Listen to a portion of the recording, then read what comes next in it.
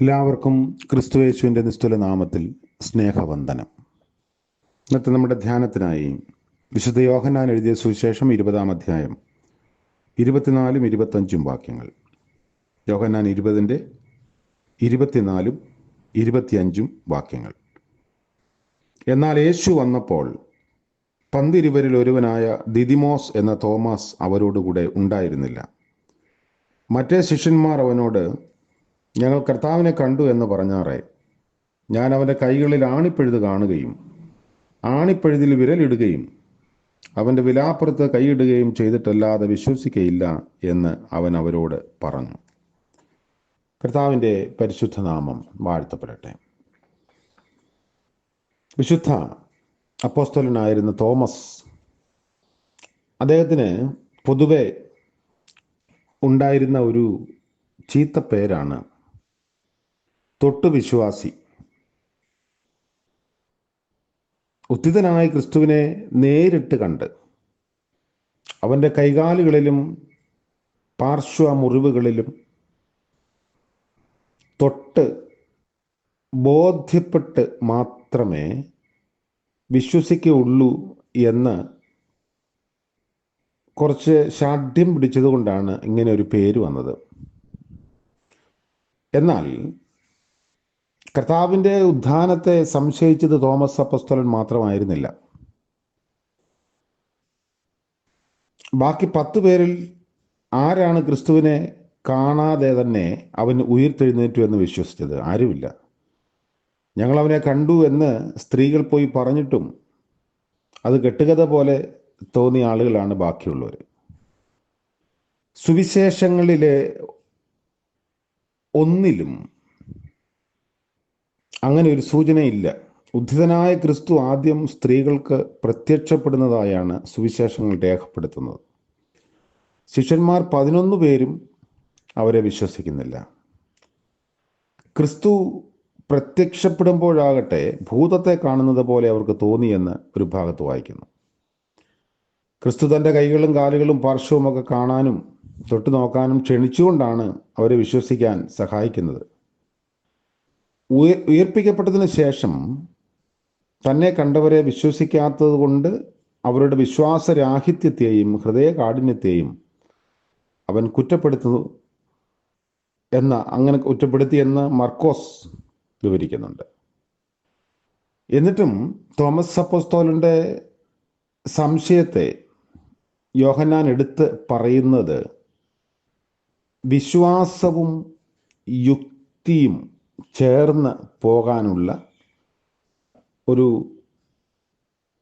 അന്ന് നിലനിന്ന ഫിലോസഫിക്കൽ ആർഗ്യുമെന്റിന്റെ പിൻബലത്തോടു കൂടിയാണ്. 14-ാം അധ്യായത്തിൽ തോമസ് ചില വിശദീകരണങ്ങൾ ക്രിസ്തുവിനോട് തന്നെ ചോദിക്കുന്നുണ്ട്. എങ്ങോട്ട് പോകുന്നു എന്ന് പറയാതെ ഒരു യാത്രയെക്കുറിച്ച് കർത്താവ് സംസാരിക്കുന്നു. ഒടുവിൽ ഞാൻ പോകുന്നിടത്തേക്കുള്ള വഴി നിങ്ങൾക്കറിയാം എന്ന് കർത്താവ് പറയുമ്പോൾ തോമസ് പറയുന്നു, കർത്താവെ, നീ എവിടേക്ക് പോകുന്നു എന്ന് ഞങ്ങൾക്കറിയില്ല, പിന്നെ വഴി എങ്ങനെ അറിയും?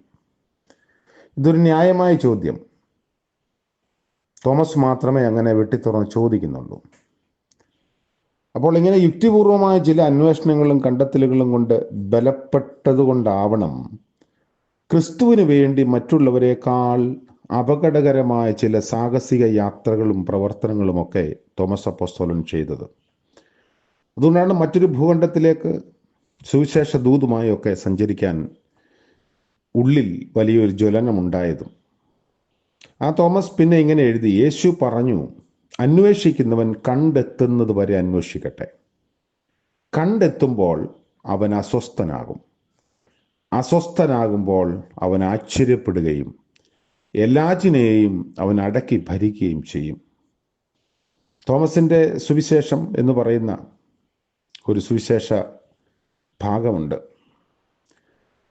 തിയോ ബുക്സ് പ്രസിദ്ധീകരിച്ചിരിക്കുന്ന ഈ കൃതി സിനോപ്റ്റിക് സുവിശേഷങ്ങൾ എന്നറിയപ്പെടുന്ന സമാന്തര സുവിശേഷങ്ങളോട് വളരെ സാമ്യമുള്ളതാണ്. ഇതിൻ്റെ ആധികാരികതയും ചരിത്രപരതയും സഭാപണ്ഡിതന്മാർ അംഗീകരിച്ചിട്ടില്ലെങ്കിലും മനസ്സിനെ ദീപ്തമാക്കുന്ന വളരെ ശ്രദ്ധേയവും നിഗൂഢവും മനോഹരവുമായ കുറേ വചനങ്ങൾ ഇതിൽ രേഖപ്പെടുത്തിയിട്ടുണ്ട്. അപ്പോൾ ഈ ഒരു വേദഭാഗം നമ്മെ ഓർമ്മിപ്പിക്കുന്നത് യുക്തി ഭദ്രതയുള്ള വിശ്വാസത്തിന് നിലനിൽപ്പ് കൂടുതലാണ് എന്നതുകൊണ്ടാണ്. ഭാരതത്തിൽ സാധു സുന്ദർ സിംഗ് കർത്താവിനെ സ്വീകരിക്കുന്നത് യുക്തിഭദ്രമായ അനുഭവത്തിലൂടെയാണ്. അങ്ങനെ വാശി പിടിച്ച് കർത്താവിനെ കാണാൻ, അനുഭവിക്കാൻ സാധിച്ചു. അതുകൊണ്ട് നമ്മുടെ വിശ്വാസം പൈതൃകമായി നമുക്ക് ലഭിച്ചുവെങ്കിലും അത് ഉറപ്പുള്ളതാക്കാൻ നമ്മാലാവോളം പ്രവർത്തിക്കേണ്ടിയിരിക്കുന്നു. അതിൽ നിന്ന് മാറാതെ വ്യതിചലിക്കാതെ ഉറച്ചു നിൽപ്പാൻ കർത്താവ് നമ്മളെ സഹായിക്കട്ടെ. പ്രാർത്ഥിക്കാം. കരുണ നിറഞ്ഞ വാഴ്ത്തപ്പെട്ട ഞങ്ങളുടെ ദൈവമേ, സ്വർഗീയ പിതാവേ, പുതിയ ദിനത്തിൻ്റെ പ്രഭാതത്തിനായി സ്തോത്രം ചെയ്യുന്നു. ഇന്നത്തെ പകൽക്കാല ജീവിതത്തിൽ അവിടുത്തെ കൃപ കൂടെ ഇരിക്കണമേ. ഞങ്ങളുടെ വിശ്വാസത്തിൽ പതറിപ്പോകാതെ ഉറച്ച് നിലനിൽപ്പാനുള്ള കൃപ ഞങ്ങൾക്ക് നൽകണമേ. പ്രഭാതം മുതൽ പ്രദോഷം വരെയും കാത്തുകൊള്ളണമേ. യേശു മശിഹ മൂലം പ്രാർത്ഥിക്കുന്നു. ദയവോടെ കേൾക്കുമാറാകണമേ. ആമേൻ. ത്രിയേക ദൈവത്തിൻ്റെ അനുഗ്രഹവും കാവലും നാം ഏവരോടും കൂടെ എന്നേക്കും ഉണ്ടായിരിക്കുമാറാകട്ടെ. ആമേൻ.